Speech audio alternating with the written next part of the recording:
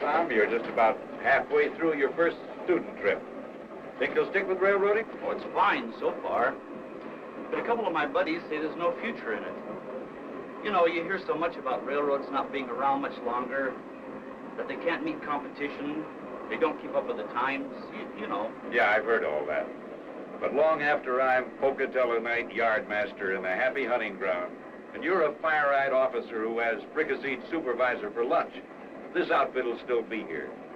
I'll tell you why. Those rails, there are 790,000 miles of iron road that lace this world of ours. And the wheels that roll on them are the basis of the most efficient means man has yet invented for fast mass movement of the things he makes and the stuff he makes them from. Some competitors may claim to be faster. Some may tell us they're cheaper. But there's a joker. They are all raising the cost of transportation because we taxpayers are footing a lot of the bills for their radar and drawbridges and locks and one of the biggest items of all, heavy-duty superhighways with traffic enforcement and control systems. But railroads build and repair their own roads and safety devices and pay high taxes on them besides. Even at that, we could haul most things for less than the other fellas if we were allowed to really compete. Well, if the railroads aren't allowed to compete with airports, waterways, and superhighways that they help pay for, then what's the future? The future's going to be all right. One of these days, we will be allowed to compete because this country's going to wake up to the fact that it can't get along without healthy railroads. Let's take another look at that system map.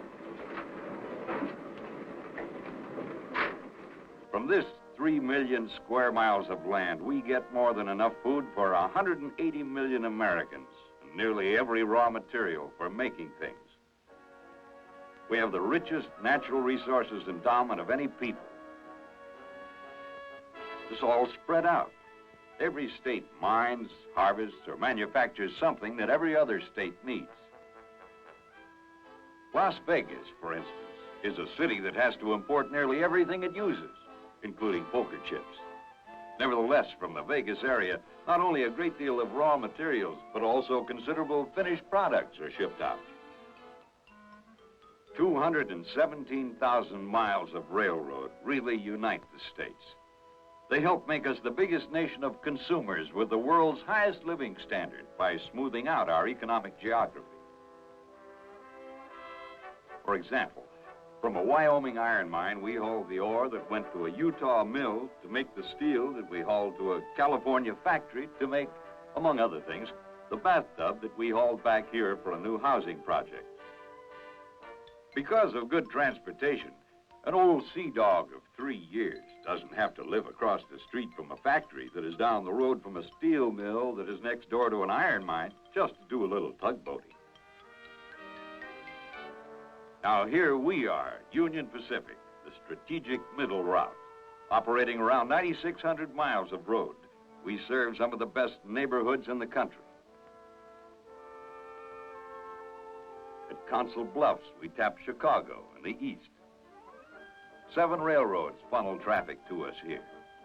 Once across the broad Missouri, we leave Omaha to the headquarters, folks, and head for the wide, wide west. At Kansas City, which calls itself the Heart of America City, we have extensive yard and industrial facilities along the banks of the Kaw and the Missouri. We interchange here with 11 other lines for more eastern and much southern traffic moving through this and the St. Louis gateways. Through these gateways, we can offer expedited service between eastern and western producers and markets, and most western sources of raw materials. Wheat. We switch hundreds of elevators in the great grain-producing states of the West. Lumber, biggest industry in the Northwest. Forest products make up around 12% of our total tonnage. Out of Cascade, Idaho, we haul in trainload lots rough lumber and logs down the Idaho Northern Branch to a sawmill at Emmett. And out of the Iron Mountain district of Utah, what do we carry? Iron ore, enough lately to make around 9 trains a week. Beef steak and shoe leather on the hook, rolled from nearly everywhere on the system. Sheep and hogs, too, are specific about Union Pacific. With the former Spokane International trackage in the family now, we've got a Canadian gateway. At Eastport, way up in the Idaho Panhandle, we interchange directly with Canadian Pacific. Here, car numbers and contents are subject to check against customs documents. We serve the West's most important ports: Los Angeles, Long Beach, Portland, Vancouver, Puget Sound and Grays Harbor ports. At Seattle, we have what amounts to another Canadian interchange. Several times a week, we send cars over salt water to British Columbia and to Alaska, too. Portland is 90 miles from the sea, but it handles more dry cargo than any other port on the coast. One of our hauls is lead and zinc ore, billed from Terminal 4 to an Idaho smelter. Los Angeles, land of oil wells, palm trees, and movie queens, also has a harbor that is the West's busiest. Ships of 31 flags call here and at neighboring Long Beach. UP switchers are familiar sights at dockside. A reminder that a port's effectiveness is directly related to the means of moving cargo to and from its piers and wharves. That's UP country. Yeah, but since that map was drawn, there have been some new breeds of cat in the hauling business. Competition, including other railroads. And just how do we compete? Besides low cost, a shipper wants speed and dependability. An example, railroad's a pipeline between a refrigerator factory and an appliance store. Now, money and space needn't be tied up in a year's supply of refrigerators when they can come a carload at a time as needed. 418 to Caboose, over. Caboose, over. What track do you want to set these 2 cars out on? Set them out on track 2. Over. Okay, extra 418 east, clear. Now, where was that? Oh, yes. Railroads connect the factory to the store. And that helps keep prices down and prosperity up. Because with good transportation, stocks can be geared to sales. That releases capital and money flows. But when new merchandise is needed, it's needed quick, and it's got to come in good shape. So the shipper's going to use whoever gives him the all-around best deal. Right. Now, with rates regulated by the government, Union Pacific competes with other lines and other carriers by giving our customers speed, safety, dependability. We don't take a backseat to anybody when it comes to the tools we have and the ways we use them to give the best freight service. What about equipment? Say railroad to a man, and the first thing he thinks of is locomotive. We've got them, around 1,300. Our freight units total better than 2 million horsepower. Figuring your average 5,000-ton, 100-car train, there's enough power to roll 214 drag, manifest, and symbol trains. If they all were drawn up, pilot to caboose, on the main line at once, and the engineer on the lead unit was at Tower A at Cheyenne, the flagman would just about be at the East Switch at Wamsutter, 214 miles west.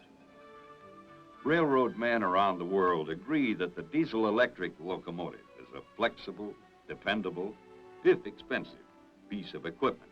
It is a standard item of motive power in this country. But that doesn't mean we're not always looking for something better. Uncle Pete has always been a leader in motive power development. Never been afraid to try something new when it seemed it might meet our needs. We pioneered the oil-burning gas turbine locomotive, developed it into a successful hauler. And we also proved that a gas turbine fired by coal could be operated. In the great freight race, we've turned now to the high-energy locomotive. Diesels with 5,000 and more horsepower per unit are giving us the on-time, high-capacity performance you need to keep ahead in this business.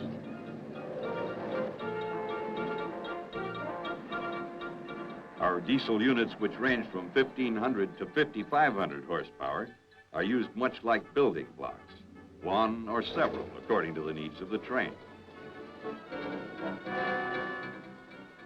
Now, you might say a locomotive is the most important part of a train, because a train sitting out somewhere with a dead engine isn't much of a train. A bad order engine is a real money loser for the company. And if you stop to figure, a money loser for you and me, because that stalled train is making some customers unhappy. And when that happens, we start losing business and jobs. The best insurance against undependable motive power is big shops full of the right tools and men who know how to use them. We got them. The shops at Salt Lake and Omaha are examples of how we make high maintenance standards meaningful. They're equipped and trained there to handle anything from a brake shoe renewal to a complete overhaul.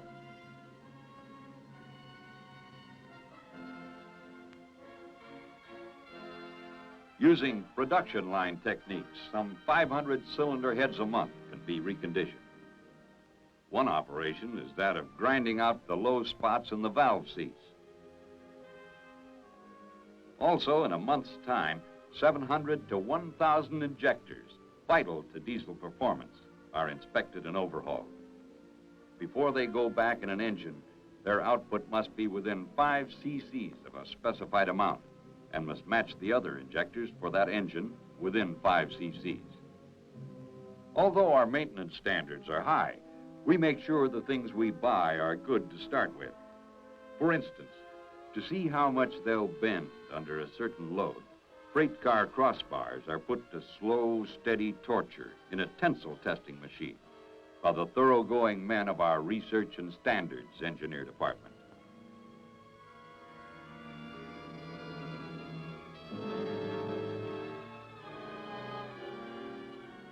Another of their responsibilities is the prevention of diesel engine breakdown by testing lubricating oil. The basic test is of viscosity, a liquid's rate of flow. It's done with a viscometer. If the sample flows too fast when the tube is in the 100-degree bath, it probably has been diluted with diesel fuel from faulty injectors. While a railroad deals with 5,000-ton trains, it also works with bits that tip the scale at maybe a billionth of an ounce. The super powerful electron microscope is an instrument that enlarges specimens in the proportion of making a 6-foot man look 16 miles tall. Among other things, it allows a study of how well the oil holds up after long use. A sample that shows up on the fluorescent screen as large black particles is oil that is becoming contaminated. Whether it's on the real Union Pacific or the scale model that we show at industrial fairs and exhibits, the boxcar is the workhorse of the railroad. We have nearly 25,000 general service boxcars, more than all our other types combined. But with our customers needing faster and safer service, we're providing more specialized and high-capacity cars, matter of competition.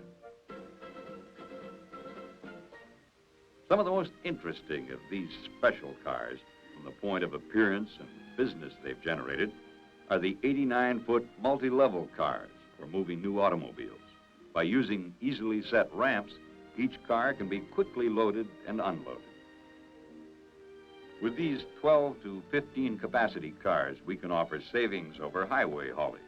This is an example of how investing earnings in new equipment pays off in more business for the company and more employment for railroaders. The highway transporters still get a share of the haul from unloading points such as ours at Denver to the dealers.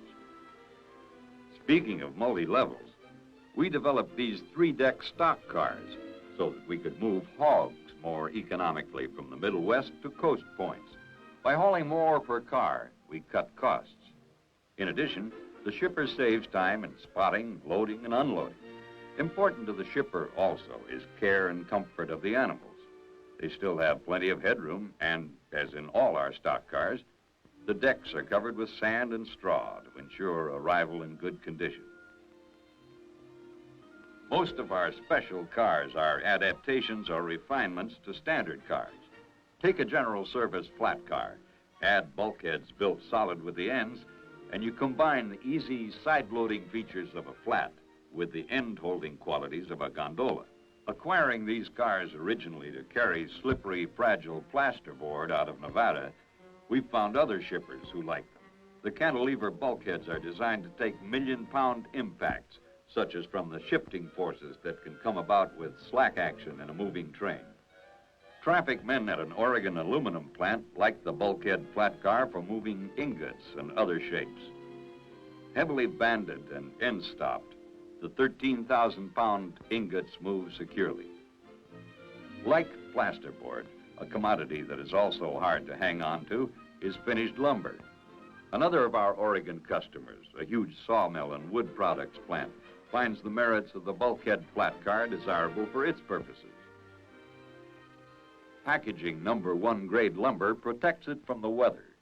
Moving it on bulkhead flat cars ensures freedom from impact damage in transit. Recognition of the shipper's needs and the development of special equipment to accommodate him is typical of the revolution in railroading we're seeing today. To most people, the intriguing railroad development has been trailer freight, piggybacking. Our piggyback car fleet has changed rapidly from a few standard flat cars, each carrying a 35-foot van, to 85 and 89-foot giants designed for the service, each carrying 2 40-footers. Not only do we haul our own trailers with lading picked up and delivered by our Union Pacific Motor Freight Company, we also move between major terminals, trailers, and piggyback flat cars owned or leased by the shipper. Just recently, we've started a service that could change transportation patterns across the country. We've begun piggybacking between principal terminals, trailers owned by truckers. Trailer freight has become an important piece of our business and will become more so with realistic regulations on rate making. Another advance in flat car philosophy is a V-shaped cradle laid down the center for better handling of coiled steel, such as that rolling out of Utah. Many roads own special types like those we've been talking about, but there's another car we have exclusively.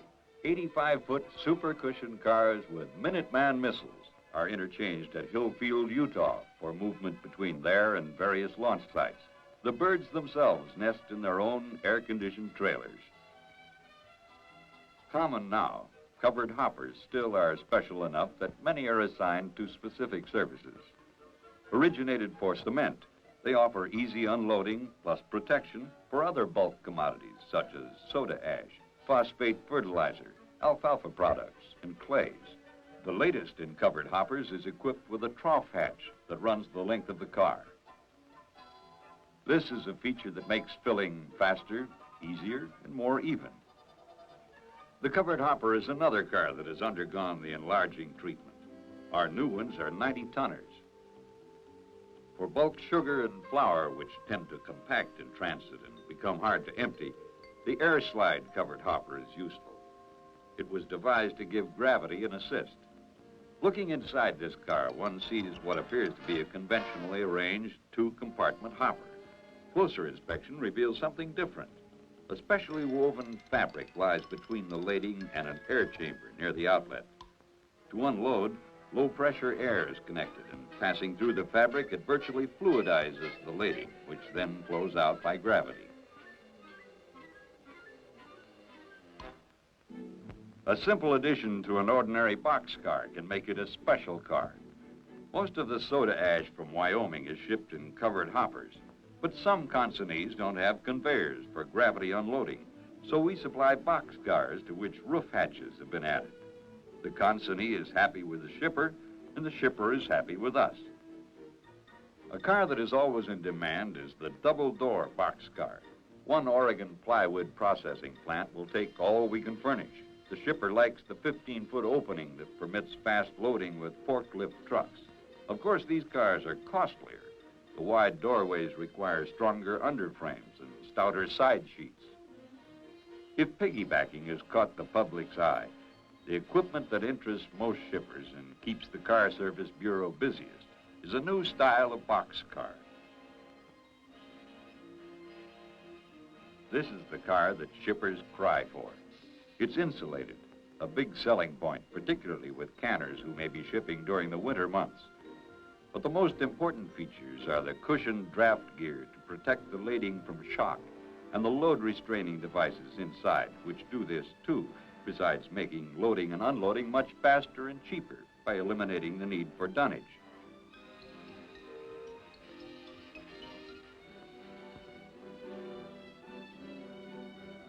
Interior and underframe improvements don't represent the last word in boxcars. Some have been heightened and stretched to the giant economy size with 10,000 cubic foot capacity, 2.5 times that of an ordinary car. The 86-foot high cube cars are designed with emphasis on interior space for such lading as bulky but relatively light automobile body parts. Some have as much as 40 feet of door space on each side. Also, for the efficient movement of auto parts is the new 60-foot boxcar, built for heavier loading than the high cube. It carries such components as transmissions and engines and special racks. 60-foot cars also are entering general service. The refrigerator car, once a special type, has become so again. The old ice bunker reefers are out when it comes to hauling frozen food. But we weren't frozen out of this traffic because Pacific Fruit Express came up with cars with self-contained refrigeration machinery.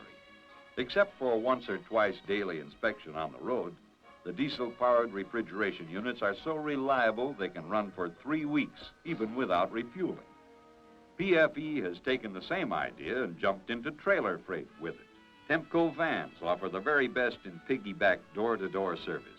Just as with the mechanical reefers, we can preset the temperature in these vans anywhere from -10 to +70 degrees.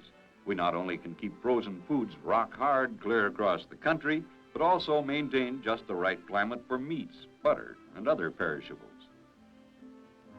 Now, where do we get all these special and standard cars? We buy some and we build some. The Omaha Car Shop has a production line that can turn out several types of cars. From specialists in the business, we usually buy standard parts such as wheels, axles, truck frames, and so on. But we do make some parts ourselves.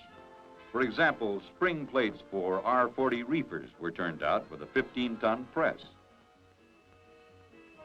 A boxcar under construction really begins to look like something after the side assemblies are swung from a stockpile, then coaxed into position on the underframe.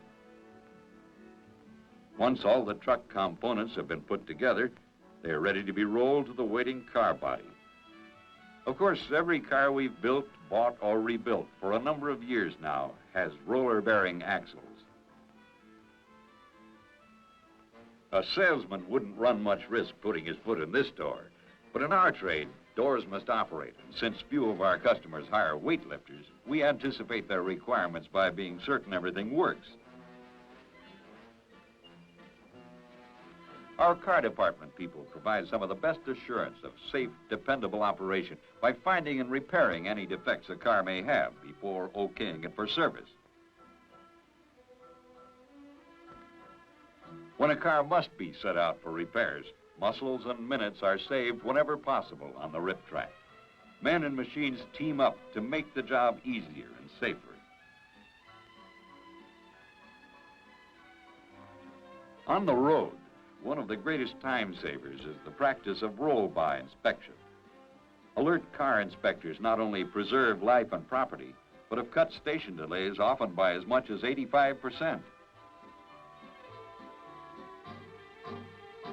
Not all mechanics are in the shops, roundhouses, or rip tracks. At busy terminals, some of them are equipped with motor cars or other vehicles fitted out with tools and materials needed to make running repairs.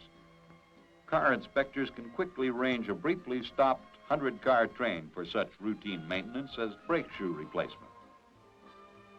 Even with equipment-saving dynamic braking available with diesel locomotives, brake shoe renewal still is their major activity, particularly at Cheyenne, at the bottom of Sherman Hill. When the job is done, the other car men must be advised and the train cleared. Car inspectors now are wired for sound to save steps and get trains out of town sooner than we used to. Hot shots like the LAX, the SPF, and the AKC Northwest Forwarder run on fast schedules that are closely observed because on-time performance is the most important element of dependability. Just as one swallow doesn't make a summer, a train on a track doesn't make a railroad. A train can be only as efficient as the facilities that feed it and those who help get it over the road as fast as possible. There are silent sentinels, too, snuggling between their protective wedges alongside the rail in lonely country. They are out there to detect hot boxes.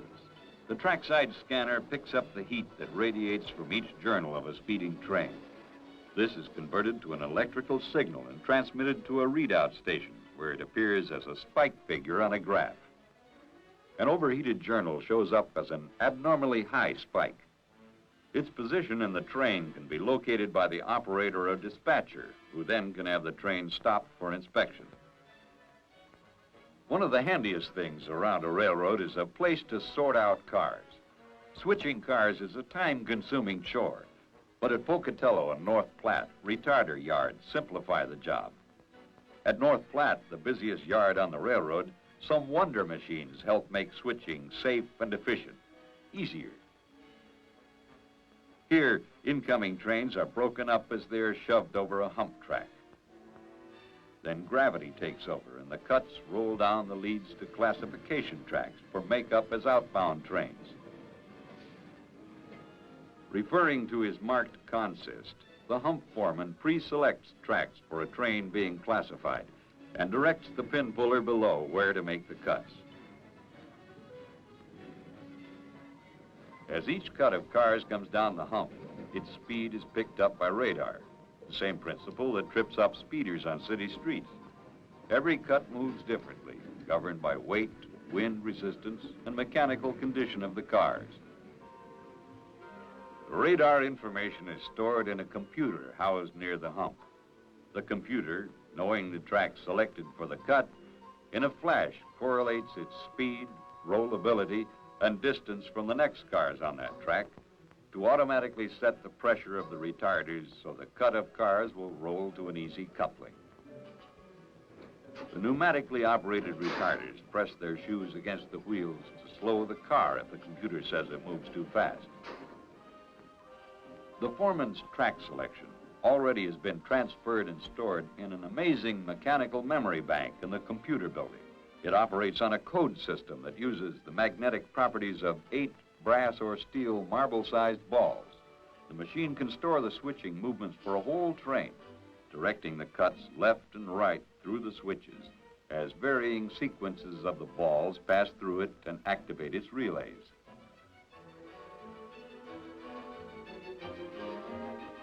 At first glance, today's railroad might appear to be the same old-time, uncomplicated thing of tracks and boxcars. But beneath it, as under the roof of the computer house, pulses a current of advanced technology, of electronics and mechanics that is of space-age caliber. Nowhere so much as at a busy terminal like North Platte can one become aware of the 24-hour job that is railroading. Scenes like this are repeated throughout the world and impress us with the part railroads play in our lives as magnificent distributing machines that sustain the steady flow of things we need. Where operations are not as pressing, less expensive flat yards do the job well, in northeastern Oregon is our newest. Hinkle is a consolidation of 3 smaller yards made necessary when the building of new dams on the nearby Columbia River required us to move. Next to man himself, the major contribution to faster, safer operation has been centralized traffic control. From a single central panel such as the one at Nampa, switches and signals are operated electrically over a long stretch of track.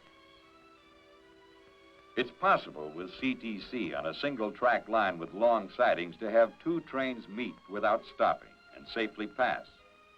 Recently, the dispatcher has been given a new tool for train control, direct radio contact with the crews.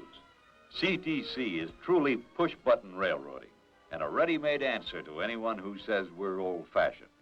With around 2,100 miles of CTC and 1,400 miles of double track, this is a highball railroad. Although we've been running a push-button railroad for years, there is always room for improvement. Our new CTC panel at Albina, which controls part of the track between Portland and Hinkle, is easy to use. A compact console of push buttons replaces the older spread of switch and signal levers. Not only modern facilities, but also good operating methods expedite our service. Blocking cars in a train is an example. By classifying cars in blocks according to destination, we're able to cut switching time along the way and do a faster job for our customers. Now, all these facilities and methods and equipment act directly to make us a good railroad. There also are some behind-the-scenes goings-on that are every bit as important. One vital activity in railroading is communications, moving information from one person to another. Good service depends on good communications, from hand signals to radar. We have a whole department devoted to handling the electronic and electrical means of conveying information. Our private telephone system alone, plus leased facilities, would serve a city the size of, say, Walla Walla or Fort Collins. And that's not counting long-distance lines. Just about the biggest thing these days is our microwave. This is super high-frequency radio. To spread the microwave net from Omaha to Portland and Los Angeles requires 77 repeater stations on high ground, such as that at Lonely Pilot Knob in Wyoming. Isolated and automatic, they are maintained by highly trained electronics technicians. Virtually weatherproof, microwave gives us the extra circuits we need for funneling information to the extensive computer center we maintain at Omaha, and for handling our direct distance dialing telephones and long distance telegraph. Most people would say a train runs on steel rails, but with shippers on one end, consignees at the other, and dozens of busy clerks in the middle, all filling out forms, you might say it runs on paper. The accounting people think so anyway, and they're right. My, how the paper mounts up. We seem to be setting a record at record keeping, but it's all necessary. Tunnels are being cut through the mountains of paper, however, with our electronic data processing machine. This is one of those remarkable electronic brains you hear about. It's housed in a big insulated room of its own in the headquarters building. Every day it digests thousands of bits of intelligence fed it from all over the railroad. It assimilates this information to return it in usable statistics and such practical documents as purchase vouchers and paychecks. Our people can make it do all sorts of otherwise tedious and time-consuming tasks. One is the never-ending preparation of traffic reports. All the information from the freight bills representing a 100-car train, say, can be reduced by a clerk to a small stack of punched cards, and the card data reduced by the machine to a foot-long piece of magnetic tape. From this snippet of tape, and thousands like it, the computer assembles the information and prints the traffic reports that give us the big picture of where our business is good and where it's poor. Computer people direct their sprawling electronic servant in other chores, such as speeding solutions to technical problems for the engineering and mechanical departments. Correctly programmed, the computer can come up in minutes with answers that once took hours of wearying arithmetic and slide rule work. For the stores department, it has been of great benefit in controlling inventories. By punched card, it keeps track of the thousands of parts and pieces it takes to run a railroad. Another huge job it does is to sort through a mass of data to furnish statistics for car record accounting. To us, a string of boxcars looks like a string of boxcars. But to some of the transportation department people, it looks entirely different. To them, every boxcar becomes a punched data card to make easier the giant task of keeping tab on 155,000 cars a month and supplying our shippers with cars as needed. From yard offices all over the railroad goes information on each car and its contents and its movements. This data flows to the transceiver room at Omaha, where 4 times a day, every day, 15,000 of these cards are sorted into origin and destination territories. The information they contain is converted and teletyped as manifest and passing reports to the agents concerned. With these reports at their fingertips, our tracing clerks can give our customers positive information regarding their particular shipments. Information on the order of when we received the car from shipper or connecting line, when it has passed various terminals, and when it can be expected to reach the consignee. Provided with the exact location of his car, the customer also can arrange for it to be diverted to a different destination or to have it stopped along the way for partial unloading. A carload of freight doesn't begin with a freight-loaded car. It begins with a visit to some industrial traffic manager's office. All we have for sale is service. The success of our service is measured in car loads. The better the service, the easier and more often it's sold. But someone still has to sell it, our traffic agents. In a way, of course, we're all traffic agents, selling our service by the reputation we help build and maintain. The real selling we leave to the pros. They're the fellas we back up when they tell our customers what a good job we all do. Besides doing us a favor by bringing in the business, they serve the shipper, assisting him with his transportation problems, leaving with him useful reminders of Uncle Pete. Helpful as such sales aides are, they're no substitute for a sincere, personable salesman who knows his product, who may lose a carload now and then, but never a friend. We can put an awful strain on a friendship, though, with careless treatment. Battering a customer's merchandise by rough handling sort of shakes his faith in us. The fault's not always ours, though, and the freight claim department works closely with customers to educate their shipping crews and forestall improper loading. They pass along to shippers the results of their years of research in packaging and loading. A UP-designed tool given to shippers and their crews is the case loadometer. This handy device will show the best loading pattern for the greatest protection in transit. Once the pattern has been determined, stacking cases by the bonded block method is easily carried out. Cases are placed to make a stable, interlocked load. When it comes to producing properly loaded cars, the loss and damage prevention man is not really a magician. He's just another well-trained railroader, good at his job. To some, this may seem like playing with blocks, but it is serious business to the loss and damage prevention men who are helping reduce the needless waste and flow of claims paid for freight delivered piecemeal, dented, or otherwise damaged. Traffic agents and freight claim men aren't the only people on the railroad creating goodwill among our customers. About 1/4 of our freight business is hauling grains and fruits and vegetables and animals and meats. So we try to be helpful whenever we can to today's and tomorrow's farmers. Our agriculture department men are specialists in modern agriculture methods and crop development programs. They're traffic specialists, too, and are always glad to share their knowledge. One look at today's track maintenance and renewal machinery should be enough to convince anyone who says we ought to modernize that this country's transportation problems are not caused by wooden axle, non-progressive railroads. The section gang still finds plenty of pick, shovel, lift, and pull work.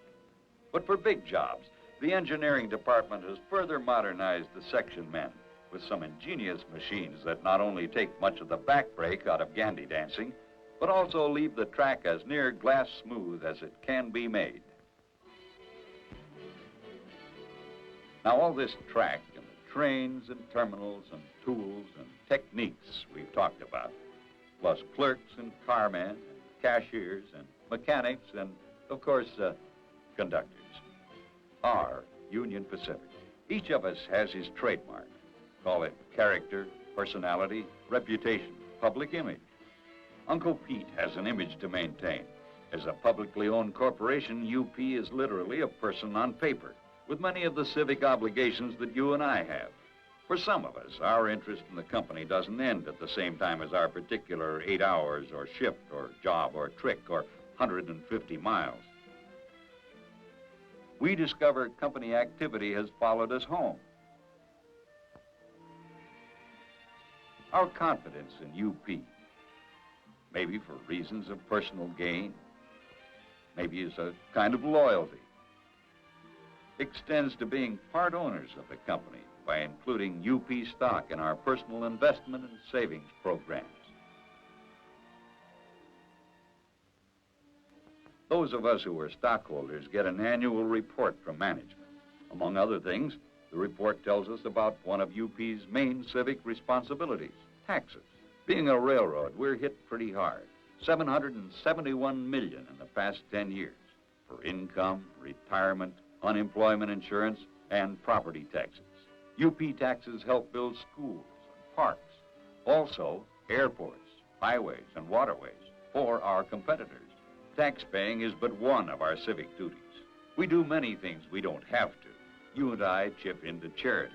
Through the UP Foundation, the company makes cash gifts, not only to community chests and United Funds, but also to colleges and hospitals and cultural institutions.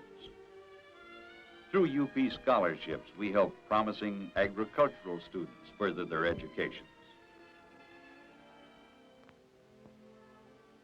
With our free educational materials, pictures, literature, and movies, we're helping to tell the railroad story, as well as providing entertainment. Many youngsters have never been on a train, but they're fascinated with them all the same, and know a lot about them. With our gifts of old equipment, we're helping preserve the spirit and history of railroading. Dozens of retired UP steam engines are in city parks and museums, so all may wonder at the wondrous iron horse. Probably no piece of rolling stock we've donated ever was put to better use than one now at Griffith Park Travel Town at Los Angeles. What more exciting place could there be for a child to have a birthday party than a retired railroad dining car reserved for her and her friends?